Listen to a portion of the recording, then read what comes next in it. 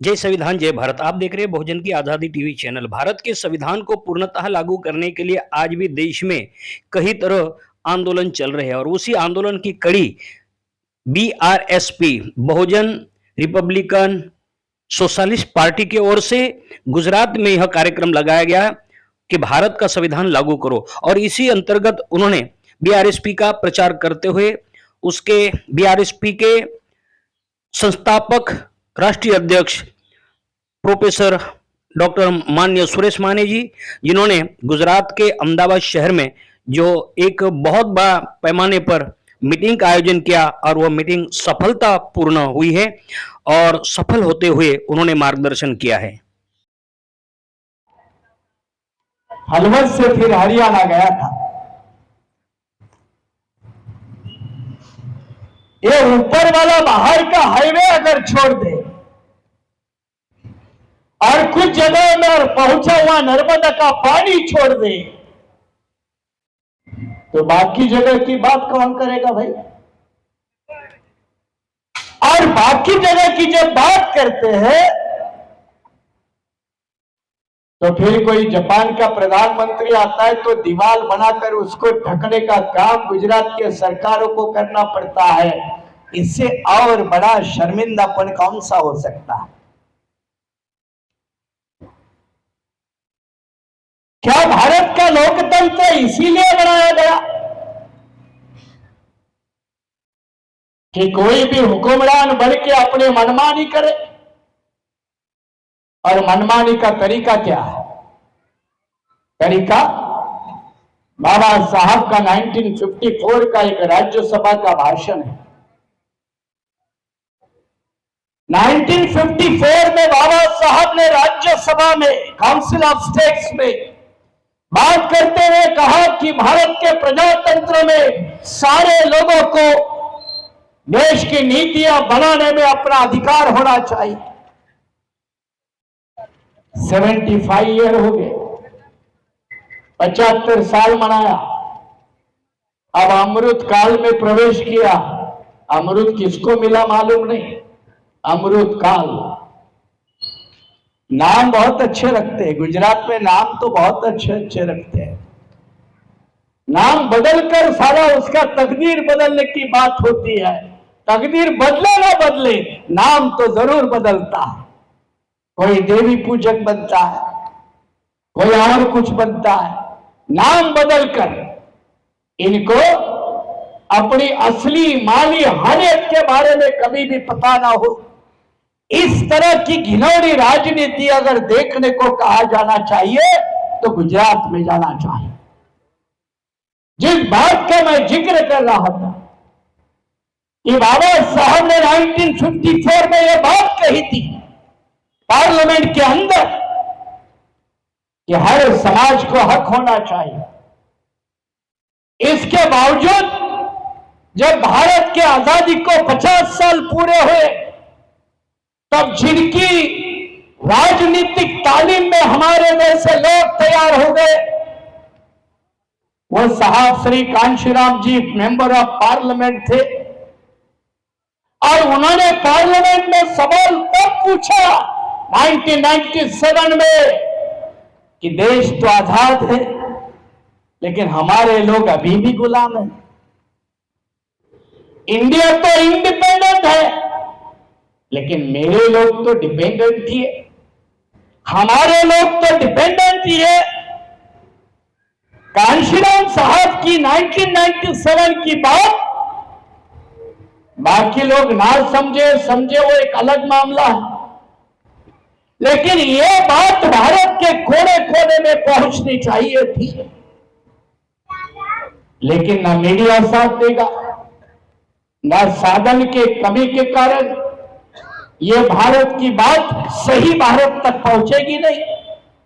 और नतीजा ये हुआ कि 75 साल की आजादी का सेलिब्रेशन किया और ये 75 साल के सेलिब्रेशन के समय में बाबा साहब की उस बात को याद करना बहुत जरूरी है। बाबा साहब ने कहा कि मेरे लोगों को तो भी अधिकार तो है ही, मिलेगा नहीं मिलेगा एक अलग बात है, लेकिन जैसा मेरे लोगों का भी अधिकार है, वैसे इस देश के पूंजीपति लोगों का भी देश के लोकतंत्र में हिस्सा लेने का अधिकार है। लेकिन बाबा साहब ने आगे कहा कि यहां का इंडस्ट्रियल क्लास, यहां का औद्योगिक वर्ग, जिसको कभी कैपिटलिज्म के नाम से जाना जाता है, उसको भारत के लोकतंत्र में हिस्सा लेने का अधिकार तो जरूर है, लेकिन भारत का लोकतंत्र किसी भी कीमत पर यहां के उद्योगपति और उनके दलालों का गुलाम नहीं बनना चाहिए। ये बाबा साहब की बात है। हमारा सवाल सीधा, क्या आज का भारत का लोकतंत्र, इस देश के उद्योगपति, बड़े बड़े कारपोरेट, बड़े बड़े इंडस्ट्रियल हाउसेस, बड़े बड़े बिजनेस टाइकॉन्स, बड़े बड़े बिजनेस मैग्नेट्स, क्या इनके हाथों में गिरवी पड़ा है? क्या भारत की नीतियां बनाने में यही इंडस्ट्रियल क्लास ये डिसाइड करता है? और अगर ये डिसाइड करता है तो संसद में चुन के गए मेंबर ऑफ पार्लियामेंट करते क्या है? पार्लियामेंट करती क्या है? और नए पार्लियामेंट का जब उद्घाटन हुआ तो दानिश अली का जिस तरह से उद्धार किया गया बीजेपी के सांसदों के द्वारा, यही पार्लियामेंट करती है। दानिश अली का जो पार्लियामेंट में वाकया हुआ, आपने टेलीविजन पे देखा होगा, पार्लियामेंट का लाइव टेलीकास्ट था, उसमें देखा होगा कौन से भाषा का प्रयोग, कहां से आ गई ताकत, कौन है उसका निर्माता, ये बेसिक सवाल है। और अगर यही रहेगा तो भारत के बंधारण के रचयिता ने इस देश की पार्लियामेंट इसके लिए तो नहीं बनाई, संविधानकर्ताओं ने इस देश का पार्लियामेंट का निर्माण इसी के लिए नहीं किया। वैसे भी कई दिनों से व्हाट्सएप पे एक मैसेज घूमता रहता है। मैसेज क्या घूमता है? आजकल भारत के सरकार को हमारे द्वारा चुने गए मेंबर ऑफ पार्लियामेंट नहीं चलाते। मैसेज ये कहता है 4 लोग मिलकर चलाते, 2 बेचने का काम करते, 2 खरीदने का काम करते।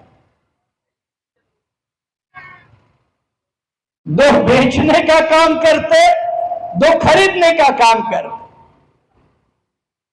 बड़ी मुश्किल से 70-72 साल में बड़ी हुई पब्लिक अंडरटेकिंग को बेचना, क्या ये भारत देश की सही आर्थिक नीति का हिस्सा है? क्या सही मायने में ये भारत को विकास की तरफ लेके जाएगी? आजकल प्रधानमंत्री लोगों को एम्प्लॉयमेंट लेटर, अपॉइंटमेंट लेटर देने में प्रोग्राम करते हैं। जो पहले ये काम कौन करता था? एम्प्लॉयमेंट एक्सचेंज करती थी। पहले एम्प्लॉयमेंट एक्सचेंज से कॉल आता था, अपॉइंटमेंट देती थी। गुजरात स्टेट सर्विस कमीशन है, यूपीएससी है, इनका काम है। आजकल प्रधानमंत्री अपॉइंटमेंट लेटर बांटते। आज 51 कैंडिडेट को अपॉइंटमेंट लेटर बांटे। कितना बढ़िया काम, कितना बढ़िया काम। पूरे भारतवर्ष का कर्मचारी वर्ग पुरानी पेंशन के लिए अपनी गुहार लगा रहा है, उसकी पेंशन बंद। और एमपी एमएलए की पेंशन डबल टिबल। वहां कोई क्रिमिनल नहीं, बीआरएस भी अकेली पार्टी है, हिम्मत है तो सारे एमपी एमएलए की पेंशन बंद करो, वो जनहित की बात होगी। कोई वो हिम्मत नहीं। एमपी एमएलए का वेतन दुगुना तिगुना, उनकी पेंशन डबल टिबल,